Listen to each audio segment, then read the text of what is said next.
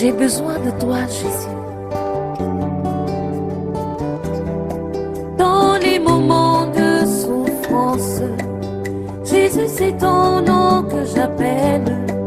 Dans les moments d'allégresse, Jésus, c'est ton nom que j'appelle.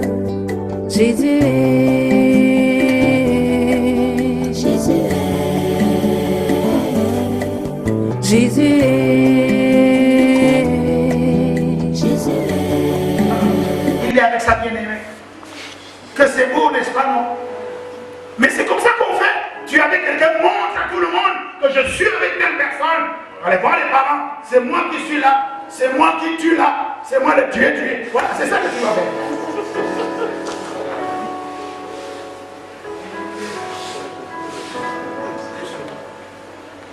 Alléluia. Ah, on doit te voir. Tu as voulu être enceinte, tu veux faire un enfant, mais qu'on te voit avec l'enceinteur. La journée. Hein? Oh, savez-vous quelque chose? Alléluia. D'autres, on voit les profils. Il est avec le fils, mais la mère inconnue. La mère n'a pas été enregistrée. C'est le bébé éprouvé. La mère était seulement une porteuse. Et l'homme, lui, était seulement le goutte à goutteur. Il a mis une goutte bien placée au bon moment. Et c'est réglé. Ne riez pas, c'est sérieux. Il va dans l'avenir. C'est sérieux. Qu'on te voit.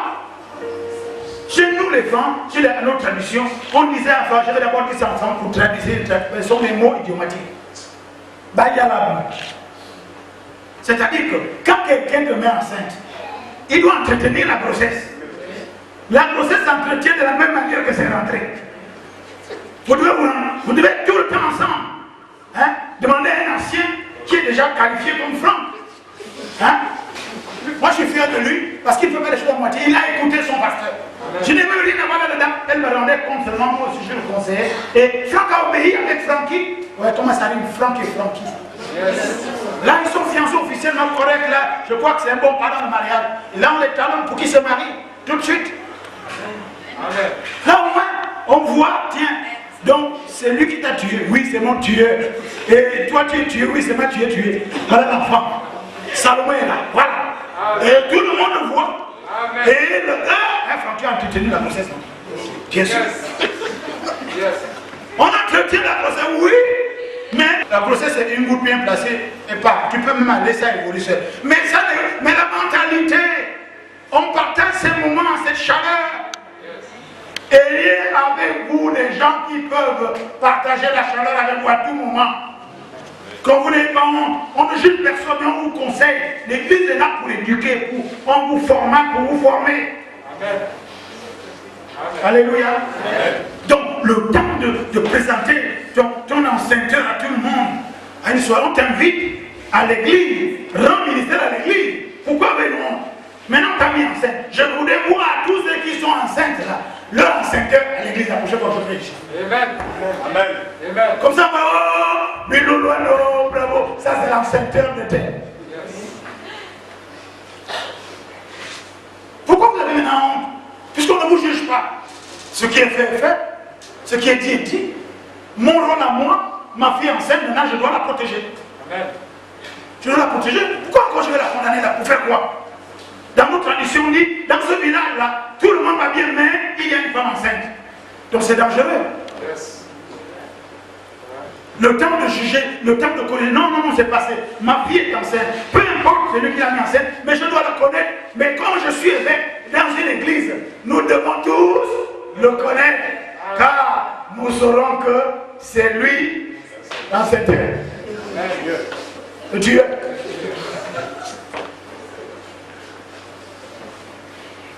Bon attendeur.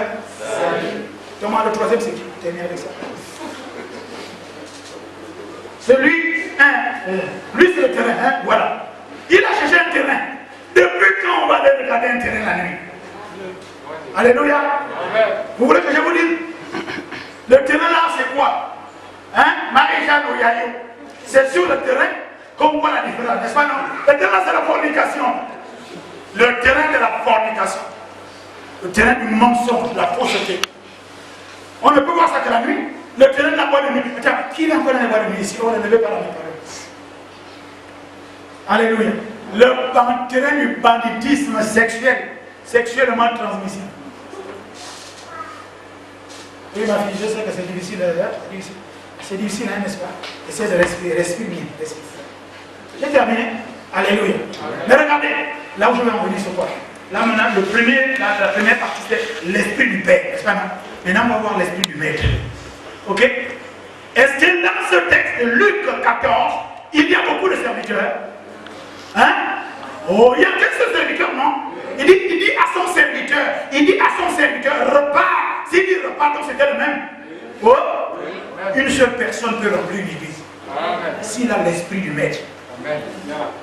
C'est l'évangélisation, ça. Amen. Les gens qui ont été invités, leurs noms ont été rayés dans le livre. Ils ont été grillés. Toi qui ne veux pas dans le ministère, tu es dans cette église. Tu sais très bien que ton nom a été appelé dans la sécurité, le protocole, l'accueil et tous les ministères. Même si le pasteur ne t'a pas appelé, mais tu sais, tu as une conviction que tu as appelé, que ce soit dans cette église ou soit tu es venu juste faire un tour, que tu travailles dans une autre église. Tu sais que tu as été appelé, mais tu ne réponds pas à l'appel parce que tu as tes excuses de fornication. Laisse-moi te dire que, tiens, Dieu a appelé un homme comme Esaïe, n'est-ce pas? Esaïe, pendant 3 ans, a rendu ministère jusqu'à ce que Dieu, il était dur, jusqu'à ce que Dieu lui montre ce qu'il veut. Il dit quoi? Malheur à moi, dont je suis né dans le péché et j'exerce mon ministère dans le péché. Venez avec votre péché exercer le ministère. Nous ne sommes pas des gens qui jugent, parce que c'est Dieu seul, n'est-ce pas? Tu ne peux pas t'en sortir seul. C'est Dieu qui va te. Tu es une perle que Dieu a fait. Tu es un diamant que Dieu est en train de tailler. Viens servir Dieu. On saura Dieu saura comment te tailler. Dieu saura comment te faire. Dieu saura comment te faire marier. Dieu saura comment te faire voyager. Dieu saura comment tu pourras le servir. Viens tel que tu es. Viens à côté. Viens servir Dieu. Viens voir ton pasteur. Et le pasteur te dira, repars. Alléluia. Repars. Monsieur le serviteur. Il dit non, j'ai trouvé, mais la maison n'est pas encore pleine. Waouh. Laissez-moi vous dire, tant que l'église n'est pas pleine, ils n'ont pas mangé. Hein? Le maître a dit que tant que la maison n'est pas remplie, on ne peut pas manger puisqu'il doit aller chercher encore. Il y a des bénédictions qui sont bloquées dans cette assemblée parce qu'elle n'est pas pleine. On ne peut donc pas manger la grâce, on ne peut pas manger la délivrance, on ne peut pas manger les miracles, on ne peut pas manger. Il y a des femmes qui attendent que les hommes viennent en évangélisation. Donc les hommes que vous avez, les hommes là, appelez-vous pour vos amis. Est-ce qu'ils ne savent pas, ne savent pas ce qu'il y a des femmes qui attendent ici? Parce qu'en allant évangéliser les hommes, vous les amenez ici, il y a des vieilles cocottes, des demoiselles qui sont le plus suivez mon regard, n'est-ce pas? Ils attendent, n'est-ce pas? Oh! Monsieur, si tu amènes ton ami, amène ton pote, amène les bébés. Parce que quand il est assis à côté de toi, regarde, il est assis, non, c'est bon. Il est assis, il suffit qu'il se retourne, il y a là-bas, et oh, il y a des femmes qui sont là-bas. Amen. Regardez, il y a quelqu'un, un coco, un mur, qui va venir s'asseoir là, n'est-ce pas? Quand la bergère dit seulement Amen, tu vas, Amen, Alléluia. Donc, allez, tout est ici, allez évangéliser. Il a dit, je vais là-bas. Et ne soyez pas suspects. Il a dit, je m'en vais chercher les estropiés. Je m'en vais chercher les aveugles. Nous sommes ici dans le côté spirituel. Alléluia. Quelqu'un peut être riche, milliardaire et être aveugle au jeu de Dieu. Être aveugle dans le mariage. Être aveugle dans la paix et l'amour. Il y a des gens qui sont estropiés. Qui sont des kings solo. Il marche, il a l'argent, mais il n'arrive pas à trouver la femme qu'il lui faut. Si vous l'évangélisez, il vient à l'église ici, là. Le berger va lui toucher les pieds. Peut-être que le berger va l'aider à attraper les pieds. Et lui va attraper la taille de la bergère. Et les voici qui sont en train d'aller. Alléluia. Dis Amen bien. Alléluia. Il y a des estropiés, il y a des handicapés, il y a des gens qui ne savent pas gérer leur argent, ils ne savent pas gérer leurs sentiments. Leurs sentiments, leurs cœurs sont de tous les trous. Allez les évangéliser. Quand ils viendront ici, n'est-ce pas, ils pourront être des compagnons ou des compagnes de quelqu'un ici. Et quand la maison sera remplie, on pourra tous se mettre à table. On pourra voir les miracles, on pourra voir les mariages, on pourra voir les enfants, on pourra voir les bébés, on pourra voir la grâce, on pourra voir la puissance, on pourra voir le développement, on pourra voir la puissance du développement. Au nom de Jésus. Yes. Alléluia. Je vous ai dit en introduction, on a fini. Juste 2 minutes. La Pentecôte, c'est une affaire d'héritage. C'est une promesse qu'on a faite à certaines personnes.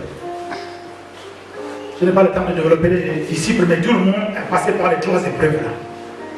Bethel, Jéricho, Jourdain. On parlera de ça la prochaine fois. Le revêtement de la puissance, c'est pour les enfants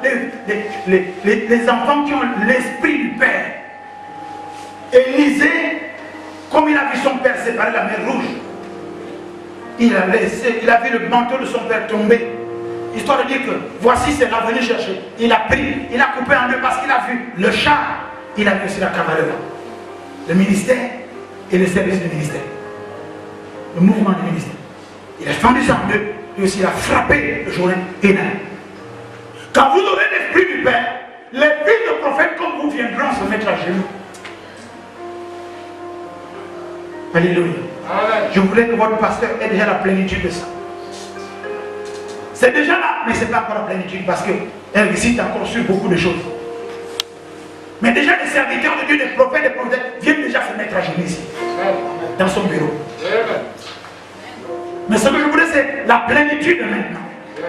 La plénitude. Parce que les disciples, quand ils ont reçu le Saint-Esprit, ils sont allés maintenant le témoignage de Jésus, le témoignage de leur Père, de leur Maître. Le Maître. La plénitude des disciples, l'esprit de leur Maître.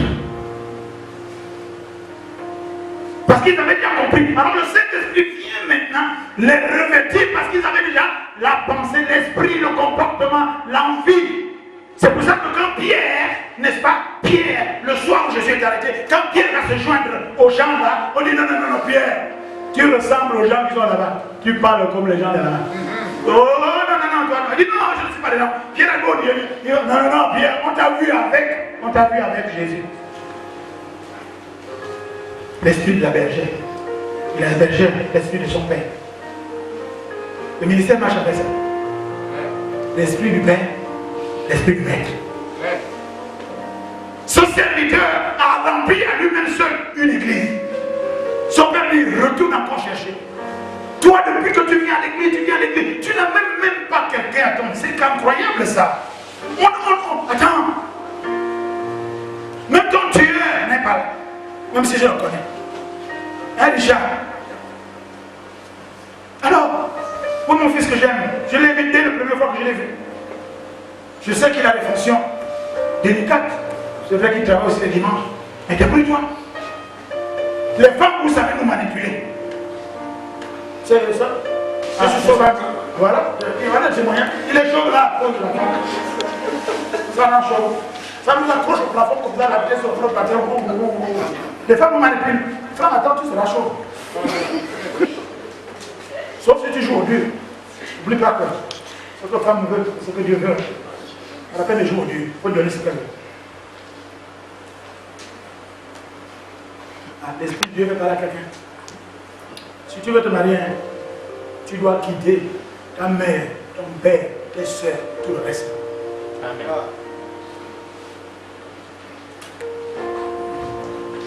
Ceux qui me connaissent, c'est du Dieu. Il faut avoir l'Esprit du Père.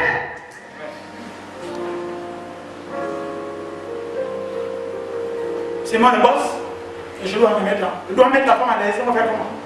On subit. J'en parle à mes filles. Je dis, on subit, Franck. On subit. Tu as fait le choix. Maintenant, bon, pas. Tu subis, tu gères jusqu'à. Mais ma soeur ne peut pas m'imposer quoi que ce soit. Ma femme va exiger, même si je désire, je ne filerai pas quoi. Parce que je dois avoir la paix. Je dois avoir la paix. Chez nous, on appelle les hommes. Ça pique. Ces gens-là piquent. C'est le piment. Quand je verrai Dieu, quand je verrai Jésus, j'ai dit Jésus. Cette affaire de femme-là, c'est toi qui as commencé ça. On ne peut pas vivre sans elle, mais bon. Et toutes les femmes sont même pères, même mères. Si tu n'as pas compris ça, tu dois le passer. Laisse-moi l'intellectuel, la sorte, la capable, tout ça, mais réunis-les. Vous allez voir qu'elles vibrent à la même fréquence. Alléluia. Nous allons nous lever.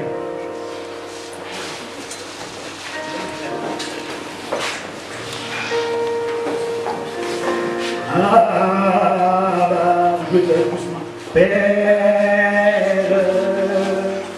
nous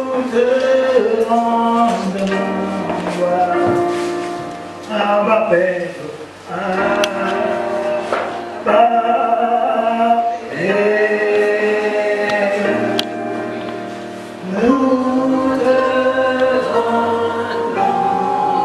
Vous ne chantez pas, vous laissez les musiciens. Ne chantez pas. Il faut que tu réalises. L'apôtre Paul Messie a payé un ange de ténèbres qui se tient devant la face de Dieu. Cherche un héritier, ce ministère. Quelqu'un sur qui il va mettre son esprit. Je ne cherche pas les fils spirituels et les filles spirituelles, non.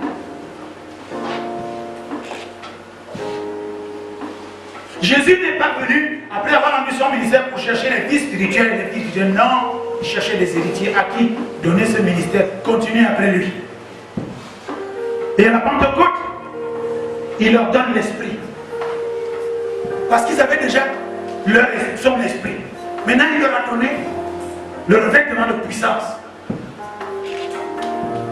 Élisée a compris qu'en talonnant et en allant partout avec mon Père, son esprit allait être sur moi. Tous les autres fils de prophètes n'ont pas fait de miracles. Mais Élisée a fait des miracles, son Père, les mêmes miracles en double. Parce qu'il voulait, il a dit à son Père, je veux la double portion de l'esprit qui est sur toi. Pas le Saint-Esprit, il avait déjà le Saint-Esprit. Lui, son Père avait déjà le Saint-Esprit. Il y a un esprit dans ce ministère, mon esprit. Ma façon de faire, ma façon de voir, de me comporter, ma façon de parler, ma façon de persuader, ma façon de me balader. Il y a même dans le comportement des erreurs. Ce qu'on appelle le tourbillon. Élie a commis des erreurs terribles. J'ai fait en même temps. Les petits enfants se moquent de lui. Les ours sont venus tuer 40 petits enfants. Vous vous rendez compte? C'est fort, non? Un homme de Dieu, un prophète puissant. Je veux une héritière qui est mon esprit. Pas de familiarité. Si je suis père, où est l'honneur qui m'est dû?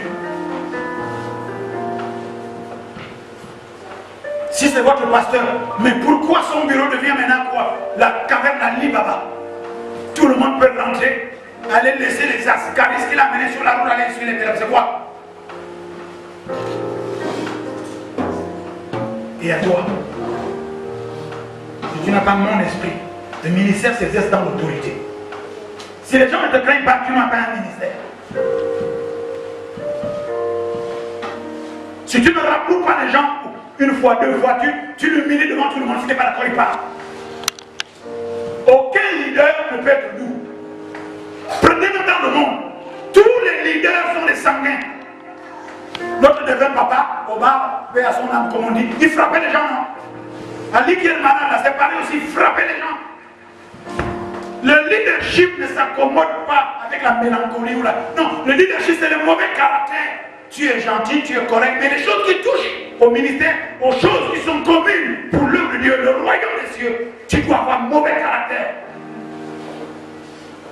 Ah non, je ne fais pas de cadeau. Hein. Je n'ai rien à céder.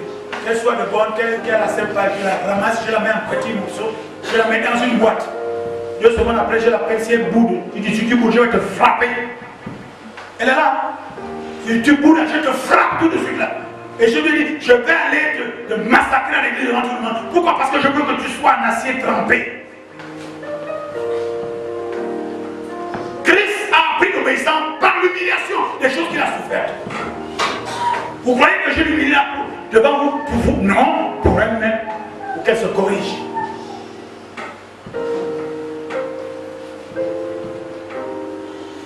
Si tu dis à quelqu'un de faire quelque chose dans ton bureau, et s'il ne le fait pas, prends quelqu'un d'autre.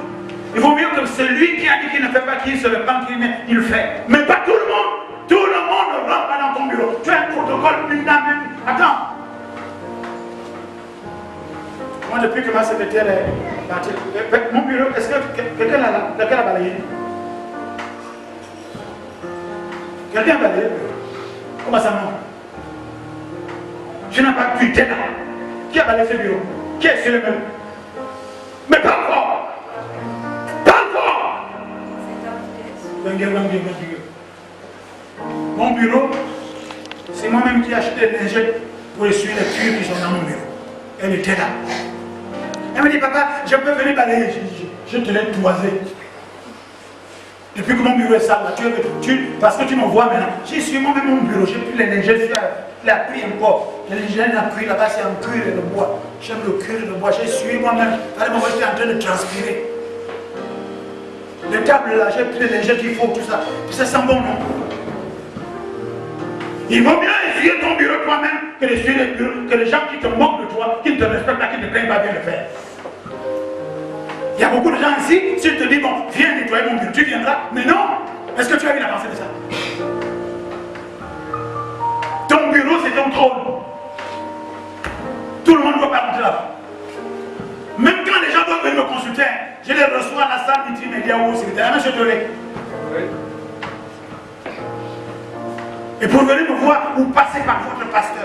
Sauf les anciens de l'église.